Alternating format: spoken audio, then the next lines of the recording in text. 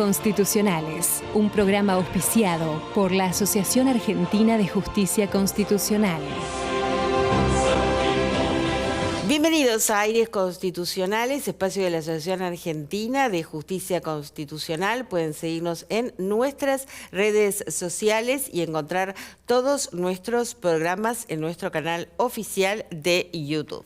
En el marco de una acción de amparo promovida por quien era entonces defensor del pueblo, Eduardo Mondino, contra el Estado Nacional, con el objeto que se condenara al Estado Nacional a el ajuste por movilidad de jubilados y pensionados, solicitando la declaración de inconstitucionalidad del artículo 7, inciso 2 de la ley 24.463, que dispone que la movilidad debe determinarse anualmente conforme la ley de presupuesto, y que también solicitó que se declare la inconstitucionalidad de toda aquella norma que pudiera controvertir, estar en contrario a lo que establece el artículo 14 bis de la Constitución Nacional. El defensor del pueblo justificó su legitimación procesal en la causa en el marco de un derecho colectivo que no significaba la sumatoria de los derechos de que fueran titulares de esa movilidad jubilatoria y de pensiones, sino que se encontraban involucrados el derecho a la salud, el derecho a la vida digna, al esparcimiento y cualquier otro derecho que mereciera recibir este grupo. La Sala 3 de la Cámara Federal de la Seguridad Social revocó la sentencia de primera instancia por entender que el defensor del pueblo no gozaba de la legitimación procesal necesaria para actuar en la causa, denegando entonces no gozaba de la legitimación procesal, entonces revocó la sentencia de primera instancia. Contra este pronunciamiento interpuso un recurso extraordinario el defensor, que fue denegado, y así presentada la queja, intervino el procurador general, que opinó que correspondía hacer lugar a la queja, declarar admisible el recurso extraordinario y confirmar la sentencia de Cámara.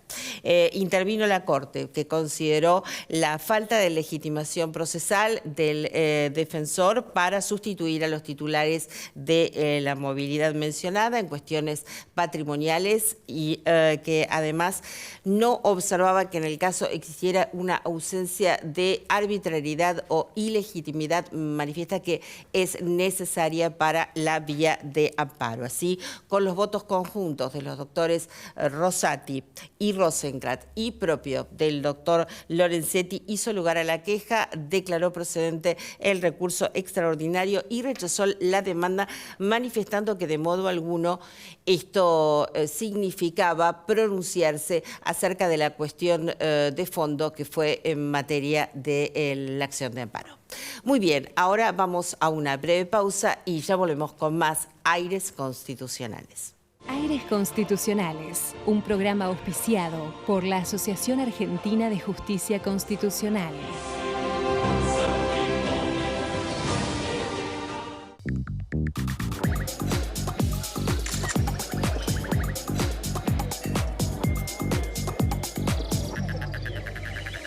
Te estamos esperando para que cumplas la misión que más te guste. Misiones, hacé la tuya.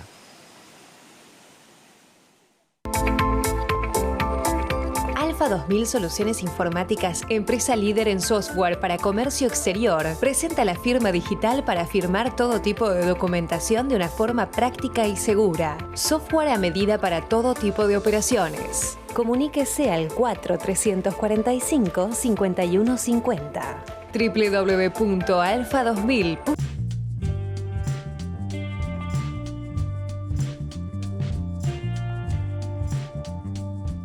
En Vicente López la seguridad siempre fue una prioridad.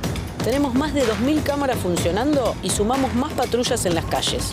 Porque cuando de seguridad se trata, no tenemos excusas. Trabajamos para mejorar ayer, hoy y siempre. Vivamos Vicente López.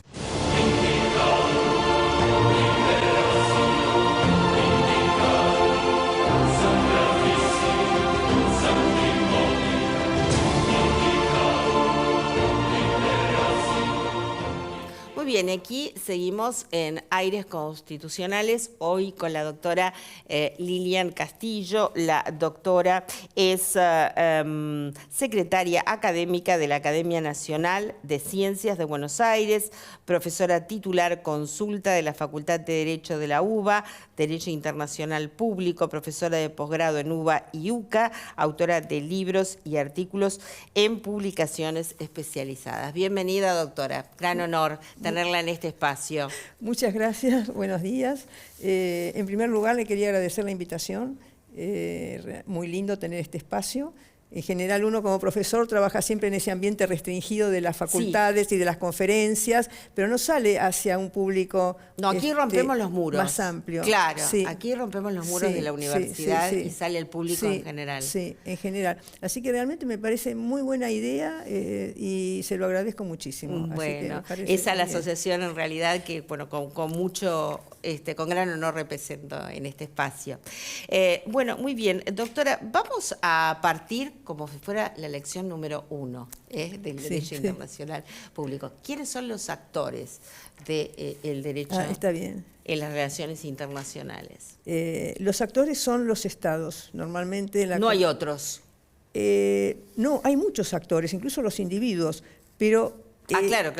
Diremos, o sea, los actores que en primer lugar tienen la facultad de adoptar decisiones y realizar acuerdos que obligan a los estados, son los propios estados. Sí. Las organizaciones internacionales, que son sujetos de derecho internacional también, están formadas por estados, es decir, los miembros son estados. Claro. Pero a la vez hay facultades que tienen los estados y que las organizaciones no tienen.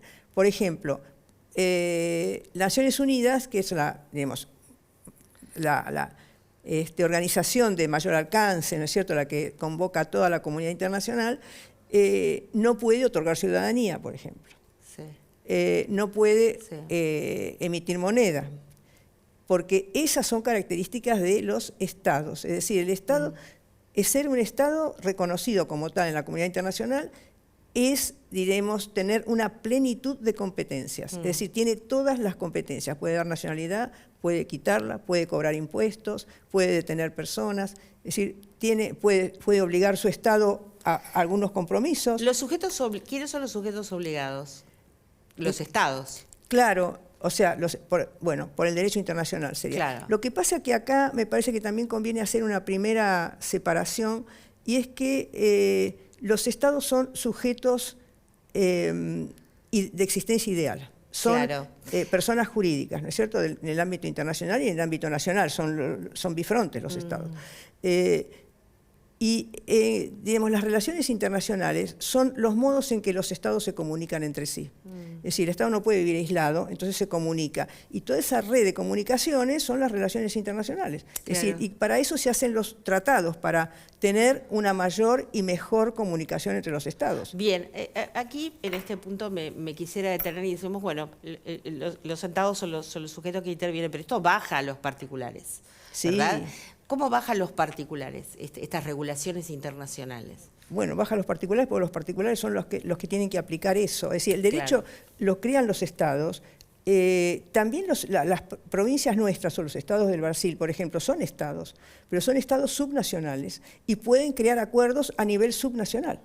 Es decir, obligan también en la medida en que se comprometen, pero es decir, tienen el mismo efecto, se pueden ir bajando, como desagregando, ¿no?, esa competencia que tiene el Estado.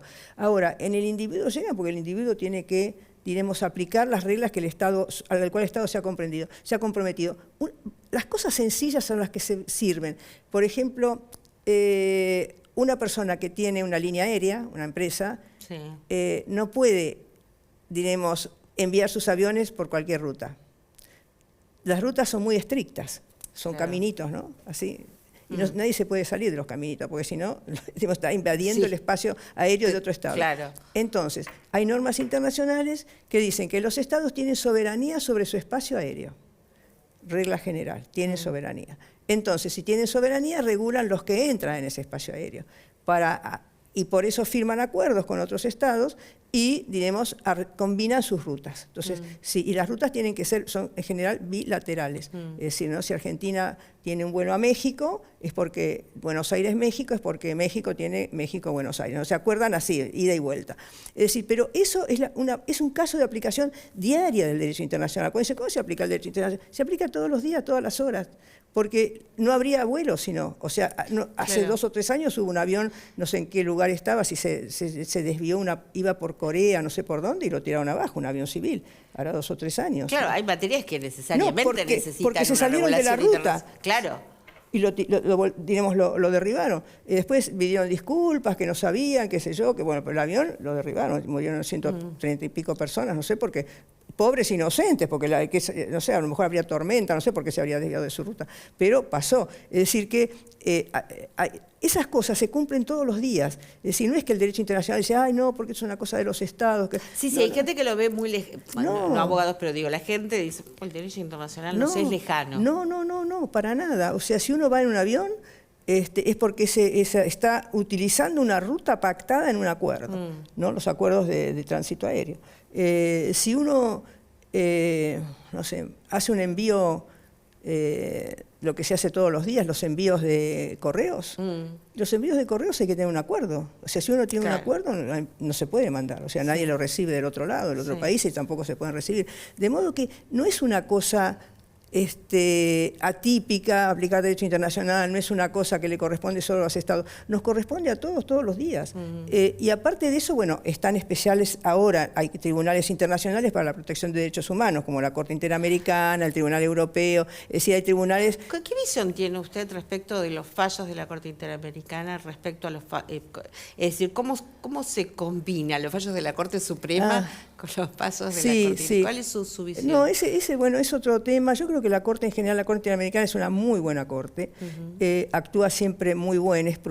Como un órgano de contralor. No, ¿verdad? bueno, ahora a raíz de que de los estados, digamos, hay muchos esquemas internacionales, entonces ahora hay un control de convencionalidad. Sí. El control de convención. Que ahí entramos nosotros, los internacionalistas. O sea, antes eran solo los constitucionalistas. No, tenían el control de constitucionalidad. Eso era supremo, el control de constitucionalidad. Pero hasta que ahora llegó un nuevo, que es el control de convencionalidad. Exacto. De modo que ahora, y se aplica, o sea, a ver si se aplicó la convención o no. A mí me parece excelente, porque si no, estaría muy desprotegido el Tribunal Internacional, si no existiera eso. Claro, absolutamente. Sí, claro. Es decir, si no existiera el control de constitucionalidad, estaría desprotegida la Constitución, ¿no?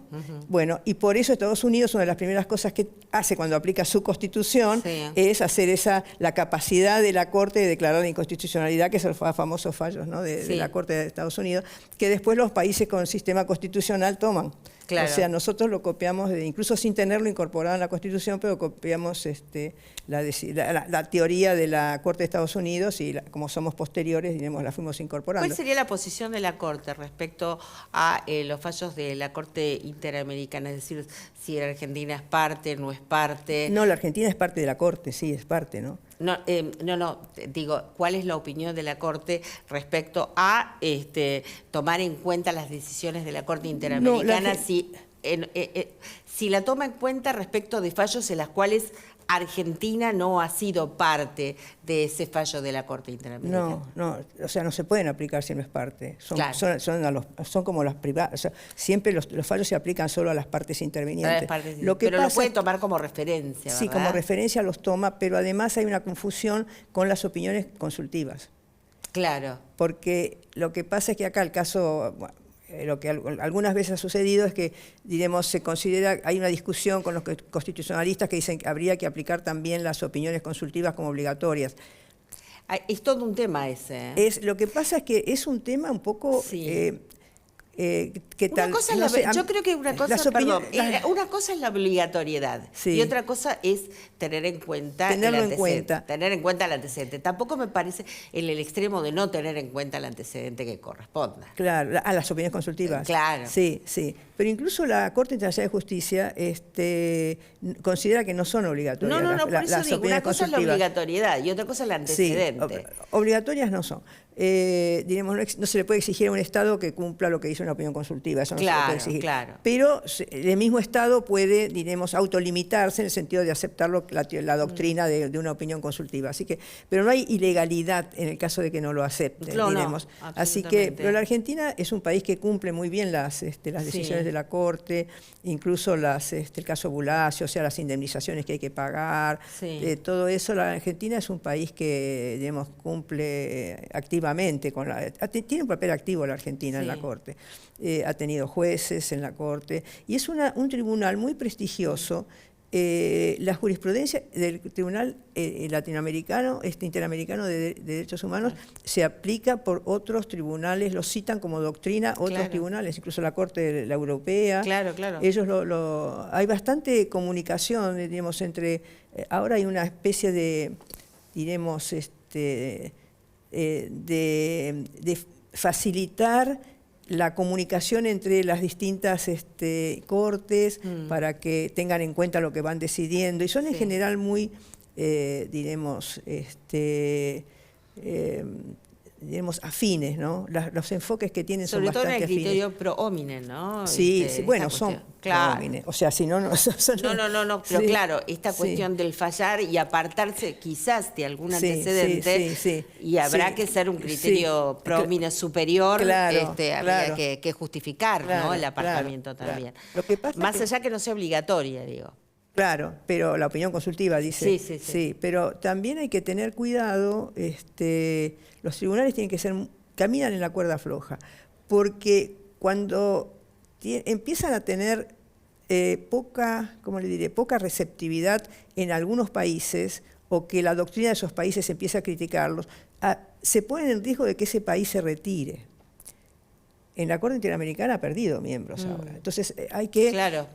Los tribunales, los jueces, ellos hablan incluso en conferencias como esta, y dice, está bien, sí, nosotros podemos ser muy estrictos a veces, pero también tenemos que cuidar que eso no nos cree una enemistad con algunos estados y que esos estados decidan irse de la Corte.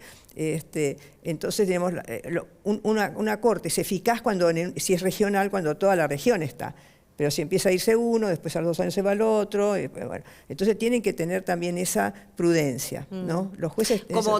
sería como tener en cuenta la cultura de ese país, los valores de referencia, para no generar un apartamiento. Claro, exactamente. En razón de ello. Exactamente. Así que los tribunales tienen ese cuidado, son cuidadosos. La Corte Europea también, que tiene cantidad de casos enormes, pero a veces tiene sentencias. Yo no es que me dedico a eso, ni tampoco sigo tanto, es una jurisprudencia inmensa la de la Corte Europea. Absolutamente. Pero uno lee los que a veces dicen, se hizo un fallo así, muy, ¿no? Muy especial, ahora con todas estas, con todos estos conflictos bélicos que hay, pero también guardan cierto equilibrio, ¿no? Entre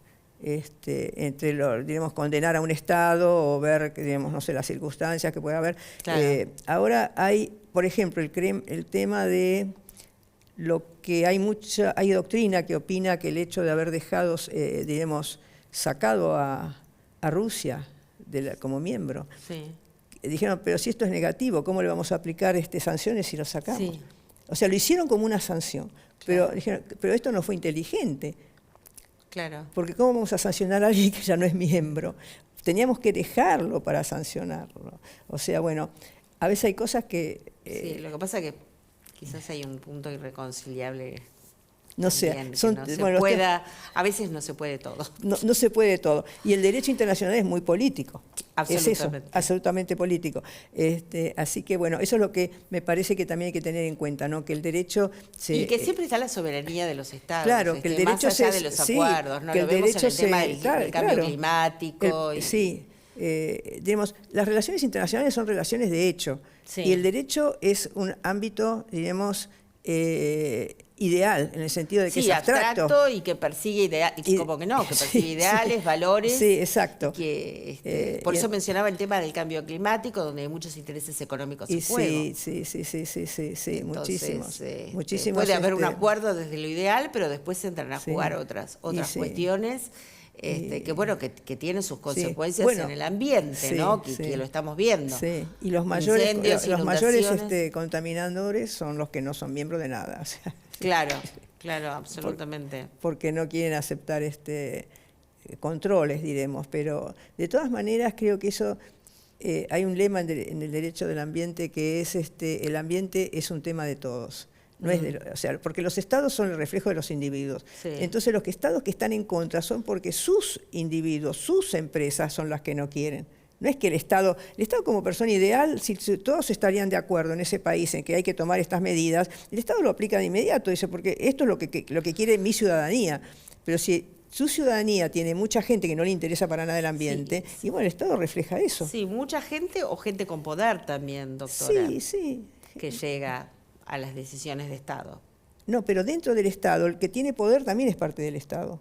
Sí, claro, bueno, pero digamos, hay gente con poder fuera del Estado. Y claro, que actúa de forma paralela, que puede influir, por supuesto. Que puede influir, claro. Eso es lo que digo. Eso es porque así. Las cuestiones de las empresas vinculadas, por ejemplo, a la generación de puestos de trabajo. Entonces, ahí se encuentra un dilema el Estado. Claro. Porque de aplicar determinadas medidas entran en juego otras cuestiones No, claro, totalmente. que un presidente o que el mismo Poder Legislativo tiene que tener en cuenta. Exacto, ¿no? sí. No, las relaciones son múltiples, por supuesto. Es muy compleja la red en cualquier estado, muy compleja la red de poder dentro de cada estado, ¿no? Digamos, si los organismos políticos del Estado reflejan lo que son, diremos, a la vez los actores dentro de ese Estado con poder. Es así. O sea, ¿Qué rol juegan las regulaciones internacionales en estos momentos tan caóticos que existen de guerra y de conflicto? Porque vemos que realmente es espantoso lo que está sucediendo. Es espantoso lo que está sucediendo. Realmente es difícil de creer. Sí. Porque es como que además van aumentando los focos de violencia. Ahora Yemen ya es un lugar como otro nuevo, ¿no?, campo de batalla. Siempre estuvieron metidos, pero ahora ya los bombardean a Yemen. O sea, es como que la violencia se va expandiendo de una manera atroz. ¿Qué pasa con los derechos humanos de todas esas personas? No existe ni el más mínimo, ni el derecho a la vida. Exacto. Nada. Sí, lo básico, el derecho a la vida. Aparte la parte de hambre de todas esas poblaciones, es catastrófico. Y no hay edades, no hay esto es lo peor de lo que está sucediendo. No hay gente que va a combate, está sucediendo a niños, a ancianos, a la población civil. Sí. No, y aparte la tranquilidad con la que se habla de que siguen en la guerra, o sea que uno está comprando más armas, el otro está fabricando más armas, es como que no dice esta guerra va para largo. ¿Y usted cómo ve la actitud de la comunidad internacional a este respecto? Bueno, yo no sé, creo que acá creo que sus preguntas, porque decía, ¿qué rol juegan las Naciones Unidas? Yo hago preguntas, pero después me voy de las preguntas. Bueno, yo también, o sea, y además somos del ámbito del derecho. Tantos conocimientos, imagínese quiero que hable de tantos temas, que me voy un poco de las preguntas. No, lo que pasa pero es interesante porque a mí me despierta esta inquietud, ¿no?, de la actitud de la comunidad internacional frente a violaciones de derechos tan básicos como la vida, el derecho a la vida, al tener la alimentación, ni hablar a la salud, se bombardean hospitales, lugares donde está gente internada absolutamente vulnerable. Es decir, es como el peor de los mundos. Sí. Que dice, ¿qué rol juegan las organizaciones como Naciones Unidas y otras naturalezas en la regulación de las relaciones internacionales? Bueno, acá creo que hay que distinguir ahora como, o sea, en tiempo de un conflicto armado es una cosa, por supuesto. Están totalmente, me parece a mí, ausentes. Claro, esto es por eso digo, me parece que es un momento clave donde se pone a prueba a la comunidad internacional y sus regulaciones. Pero, ¿cuán efectiva es? Yo creo que la historia enseña que cuando, diremos, vienen las situaciones bélicas, los actores no escuchan a nadie. No escuchan a nadie. No. O sea, todo lo que se hizo para crear la Sociedad de las Naciones, cuando, diremos, o sea, había estado la guerra franco-prusiana en 1871, que fue una guerra corta pero terrible. Gana Alemania ferozmente, lo destruye a Francia en 3 meses. Francia es la que le había declarado la guerra pensando que le ganaban a los alemanes fácilmente, y los alemanes le demuestran que, bueno, los franceses no eran tan buenos combatiendo como los alemanes. Y pierden 2 provincias, Alsacia y Lorena, Francia en esa guerra, en esa breve guerra. Bueno, después de eso, diremos, viene un episodio que fue importante, que fue la sentencia del caso Alabama, de la Corte, un tribunal arbitral que resuelve el caso Alabama es un conjunto de casos, un caso colectivo que toma muchos reclamos de Estados Unidos contra Inglaterra por la guerra de independencia de Estados Unidos contra Inglaterra. Y, ya estamos cerrando, doctora, si puede concluir, porque tenemos 10 segundos. Sí. No, nada. Y entonces ese fue un enorme arbitraje, Y cuando lo cumplen, diremos, es como que los estados dicen, pero caramba, era un tema gigantesco, hacía años que lo negociaban, no podían llegar a un acuerdo. Hacen un tribunal arbitral y aceptan la decisión porque dicen, lo constituimos y nos obligamos a cumplirlo, y lo cumplen. Entonces dice, bueno, caramba, siendo Estados Unidos y el Reino Unido, y son de los más importantes actores, y lo cumple, quiere decir que esto es una gran solución. Y de ahí empieza la negociación, se hace la Conferencia de la Paz, esas de La Haya de 1899 y 1907, y ahí se crea la Corte Permanente de Justicia, que es y la Sociedad de las Naciones, porque el capítulo 1 es la Sociedad de las Naciones. Dije, doctora, bueno, tenemos que cerrar, hay tantos temas. Pero usted me entusiasma. Muy claro. Ahora ya ese no es el riesgo de este programa. Ya no puedo parar. No, bueno, la vamos a invitar a otro programa para poder continuar y otros temas. Bueno. Muchísimas gracias por su presencia. No, por favor. Y lamento si me fui de línea, no sé, de hora, diremos, no sé. No, por favor, doctora. Bueno. Un gran gusto haber muchas gracias, muchas gracias. Nosotros nos despedimos hasta nuestro próximo programa, como siempre, aquí en Metro.